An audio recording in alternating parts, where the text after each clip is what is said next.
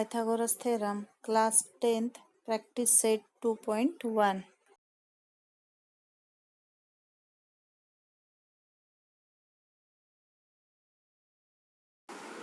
In right angle triangle, if the sides are A, B and C, then C square is equal to A square plus B square. Geometric mean BD is the geometric mean of AD and DC. BD यह ज्यामितीय माध्य है AD तथा DC का.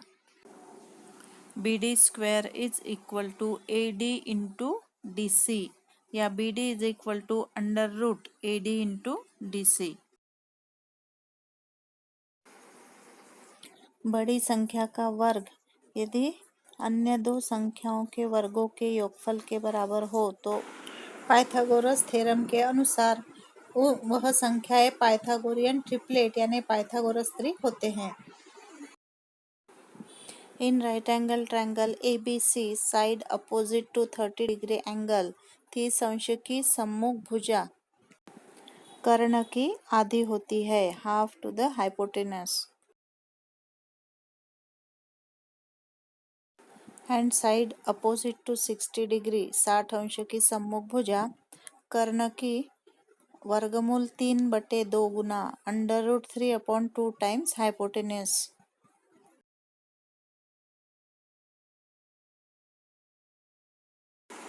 किसी right angle triangle में यदि एक कोण 90 और दो 45 के हो तो 45 की अपोजिट साइड जो है वो हाइपोटेन्यूज की 1/√2 टाइम्स होती है. AB is equal to AC is equal to 1/√2 into AC.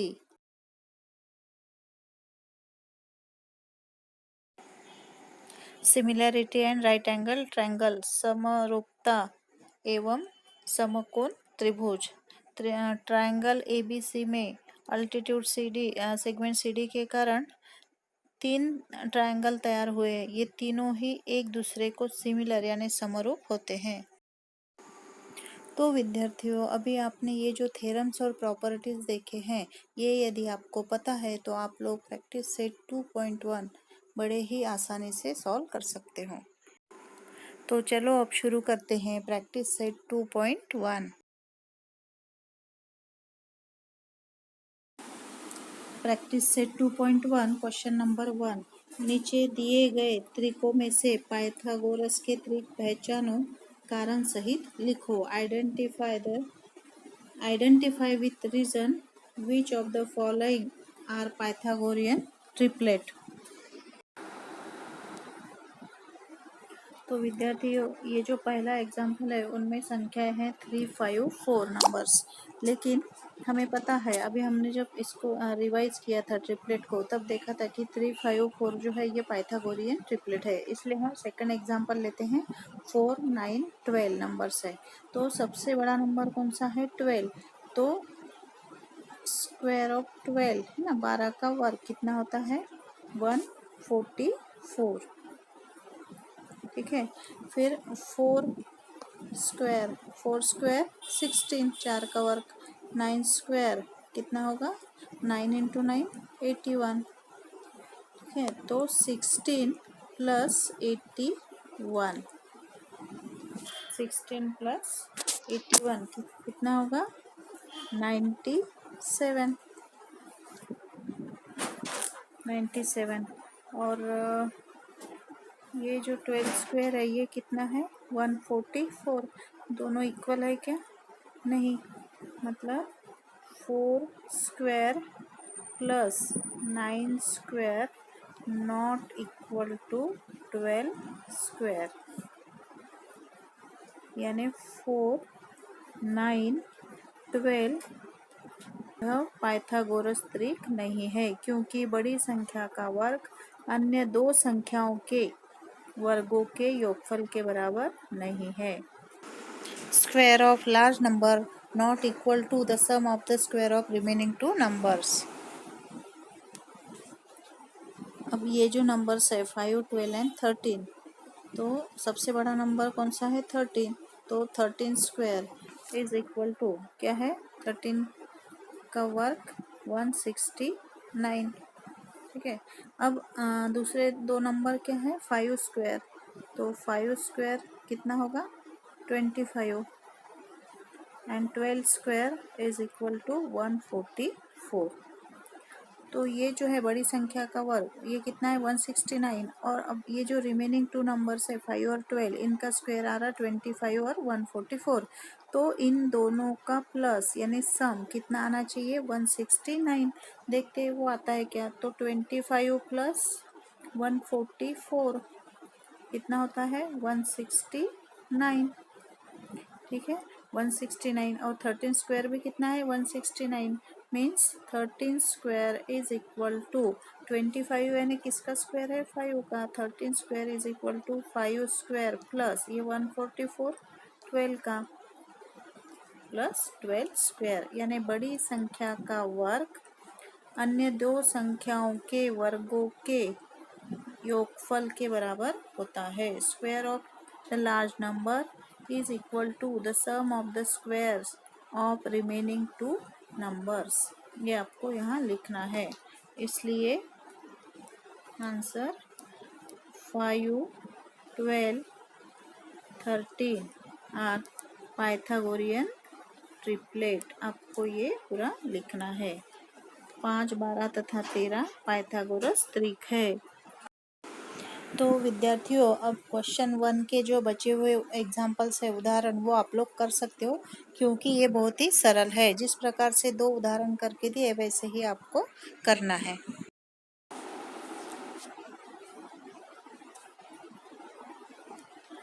अब ये जो सेकंड एग्जाम्पल है इसमें MNP जो ट्रायंगल दिया हुआ है, ये कैसा है राइट एंगल ट्रायंगल, क्योंकि जो N पर एंगल बन रहा है वो कितने का है 90 डिग्री का।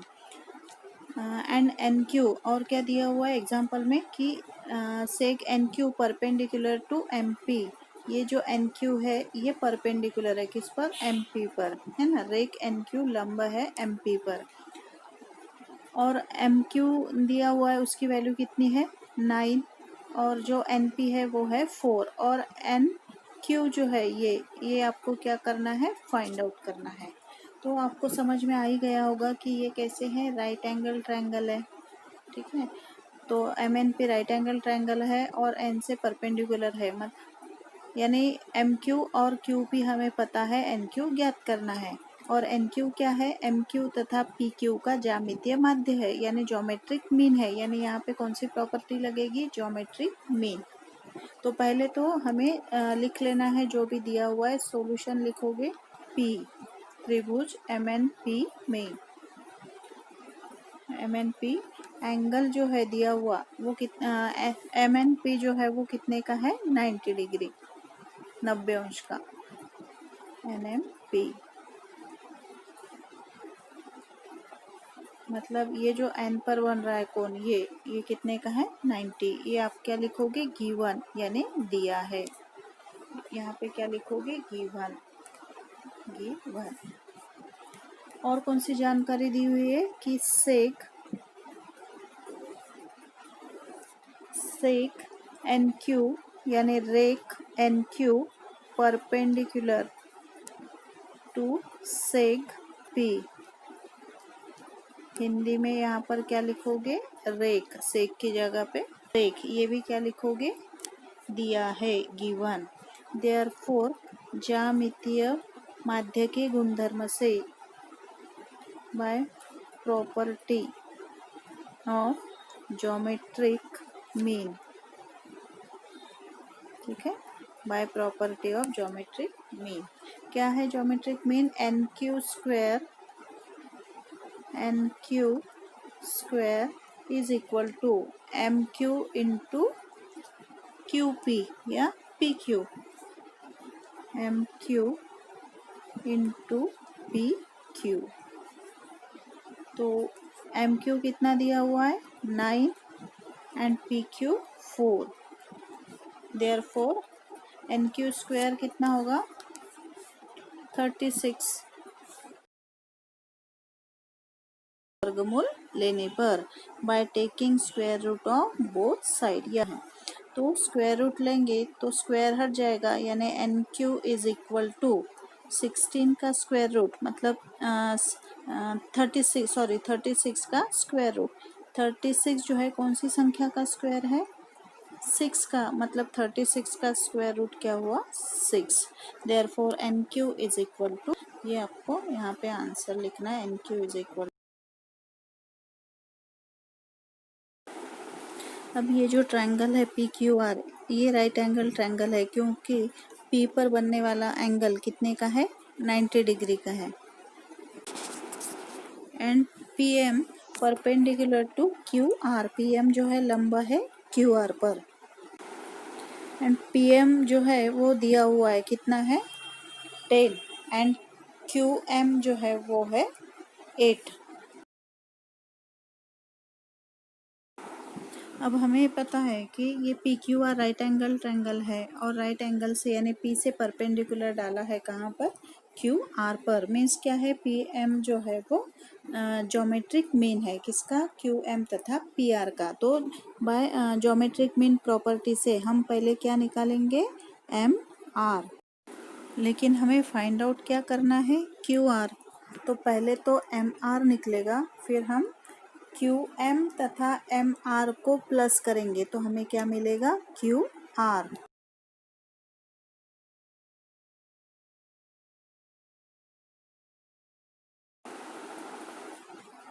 तो in triangle P Q R, Q P R यानी पी पर बनने वाला एंगल कितने का है? 90 डिग्री। ये गिवन है यानी दत्त है। Then seg seg P M, ठीक है, यहाँ पे क्या होना? पी एम यानी रेक P M perpendicular to seg Q R. Hindi वाले क्या लिखेंगे? रेक। तो seg P M perpendicular to seg Q R, ये भी गिवन है। देयरफॉर ज्यामितीय गुणधर्म द्वारा प्रॉपर्टी ऑफ ज्योमेट्रिक मीन, यानी पी एम जो है वो क्यू एम तथा एम आर का क्या है? ज्योमेट्रिक मीन यानी ज्यामितीय माध्य। तो क्या प्रॉपर्टी है, क्या फॉर्मूला है उसका? P M square is equal to QM into MR। PM कितना है? 10। Therefore 10 square. QM कितना दिया हुआ है? 8। एंड MR जो कि हमें फाइंड आउट करना है। तो 100 10 square 100 is equal to 8 into MR, 8 MR। Therefore MR हमें निकालना है तो 8 क्या होगा? लेफ्ट साइड में आएगा, तो ये यहाँ पे बटे में आएगा यानी अपॉन आएगा। तो 100 upon 8 is equal to MR। Therefore MR is equal to 8 से हम भाग देंगे 100 में तो कितना आता है? 12.5। अब हमें फाइंड आउट क्या करना है? Q are. और क्या मिला है? M R. क्यू आर कैसे मिलेगा? क्योंकि ये जो है क्यू एम एंड आर ये कोलिनियर पॉइंट्स है, एक रेखीय बिंदु है। हमें एम आर मिला है और क्यू आर ज्ञात करना है तो हम क्या करेंगे? Q M plus M are.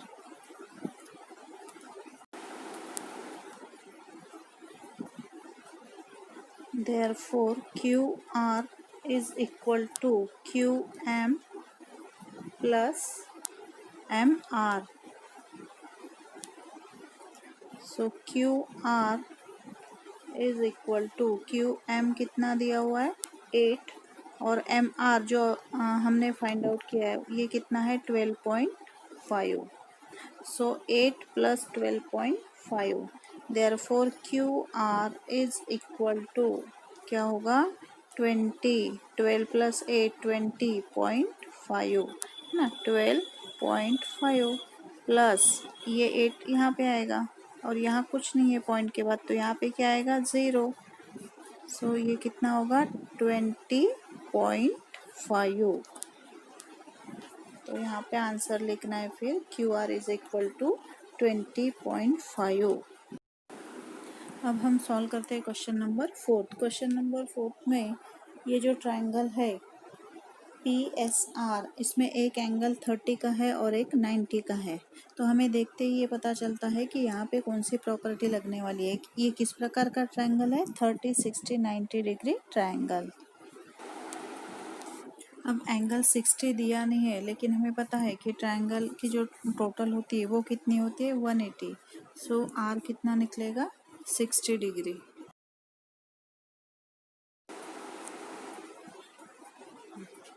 अब ये जो ट्रायंगल है PSR, इसमें एंगल P 30 डिग्री है और 30 डिग्री की अपोजिट साइड जो है वो दी है 6। SR कितनी है? 6। ठीक है, तो हमें पता है कि अपोजिट साइड ऑफ 30 डिग्री, ये जो हाइपोटेनस है उसकी आधी होती है। यहाँ पे हाइपोटेनस यानी कर्ण कौन सी है? 90 की सामने वाली साइड, यानी ये क्या है? हाइपोटेनियस। तो एस आर जो है वो पी आर की आधी है, मतलब पी आर जो है वो एस आर की डबल है, यानी ये कितना होगा? 12। ठीक है, अब ये 30, 90, तो ये कौन सा एंगल हो गया? 6। अब 60 की अपोजिट साइड कौन सी हो गई? सम्मुख भुजा PS। और PS जो होती है अपोजिट साइड ऑफ 60 डिग्री, वो हाइपोटेनस की कितने टाइम्स होती है? √3/2 इंटू हाइपोटेनस। तो हम यहाँ पे हाइपोटेनस यानी कर्ण क्या है? PR। ठीक है, तो PS इज इक्वल टू क्या आएगा? √3/2 इंटू PR। और जो कि PR हम लोगों ने अभी फाइंड आउट किया है वो कितना है? 12। तो ये कितना होगा? 2 से भाग देने पर 6, यानी 6/√2। अब ये आपको लिखना है। So in triangle PSR is equal to 90 and Hindi में क्या लिखेंगे? तथा SPR, P पर बनने वाला एंगल कितने का है? 30 डिग्री। ये गिवन है यानी दत्त है। देयरफॉर SRP, R पर बनने वाला एंगल कितने का आएगा? 60, क्योंकि एक 90 का एक 30 का है, तो रिमेनिंग एंगल कितने का होगा? 60। अभी हमने तो ये इसलिए देयरफॉर PSR जो है वो 30, 60, 90 डिग्री ट्रायंगल है। त्रिभुज PSR यह 30, 60, 90 अंश वाला त्रिभुज है। हिंदी में ऐसे लिखना है। तो SR हमें निकालना है, तो SR क्या है? हाफ होती है किसकी? हाइपोटेनस। तो हाइपोटेनस यहाँ पे क्या है? PR। RP मतलब PR। तो SR is equal to 1/2 into PR। तो SR दिया हुआ है 6, 1/2 PR। अब PR निकालना है, तो ये 6 इंटू 2 क्या होगा? 12। तो PR होगा 12 यानी 12।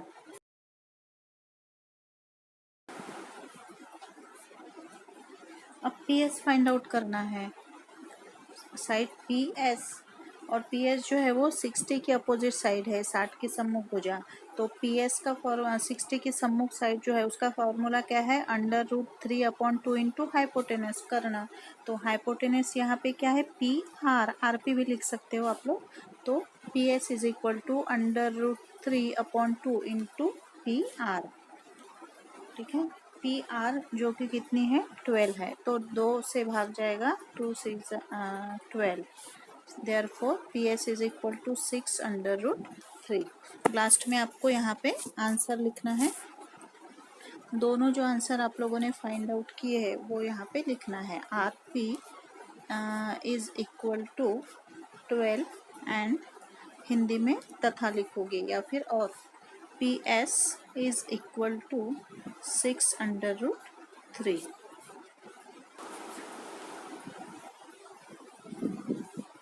अब ये जो एग्जाम्पल है इसमें क्वेश्चन में दिया हुआ है कि AB एंड BC ये क्या है?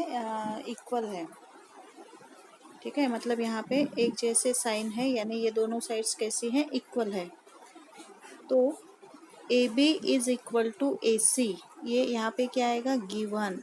हिंदी में क्या लिखेंगे? दिया है ना, ये गिवन है। Then angle BAC, angle BAC, A पर बनने वाला एंगल।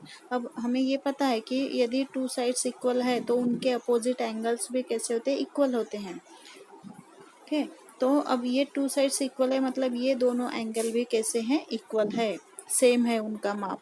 तो यदि बी 90 डिग्री का है और टोटल कितनी होती है ट्रायंगल की, 180, और उसमें से एक कितने का है, 90, यानी और हमें ये दोनों की टोटल भी कितनी आनी चाहिए, 90। टोटल तो 90 आनी चाहिए, लेकिन दोनों इक्वल भी होने चाहिए। तो 90 कब होगा, जब हम क्या करेंगे, 45 प्लस 45। इसका अर्थ क्या है, ये दोनों जो एंगल्स है ये कितने के हैं, 45। तो यहाँ पे बी ए सी हम कितना लिखेंगे, 45 डिग्री।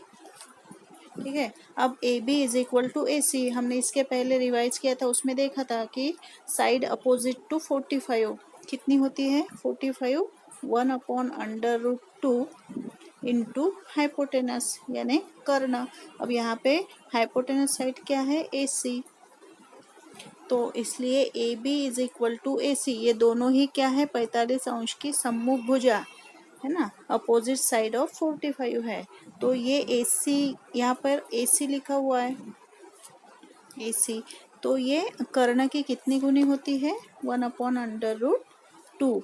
तो यहाँ पे क्या आएगा, 1/√2। देयरफॉर फिर से यहाँ पे क्या आएगा, 1/√2 इंटू, अब यहाँ पे √8 क्यों लिखा हुआ है, क्योंकि AC, ये AC की वैल्यू दी हुई है, वो कितनी है, √8, इसलिए यहाँ पे है √8। तो फिर से यहाँ पे कितना आएगा, 1/√2 इंटू 2/√2। अब ये कैसे आया 2/√2, तो ये जो है 2/√2 ये कैसे आया, क्योंकि यहाँ पे तो √8 था, तो √8 मीन्स क्या है, 4 इंटू 2, 4 इंटू 2, और 4 का स्क्वायर रूट कितना आता है, 2, देयरफॉर 2/√2, इसलिए यहाँ पे लिखा हुआ है 2/√2। अब ये √2 कैंसिल हो जाएगा, है ना, ये अपॉन है और ये अंश में है, न्यूमरेटर में, और ये डिनोमिनेटर में है, तो फिर क्या बचता है लास्ट में से, 2।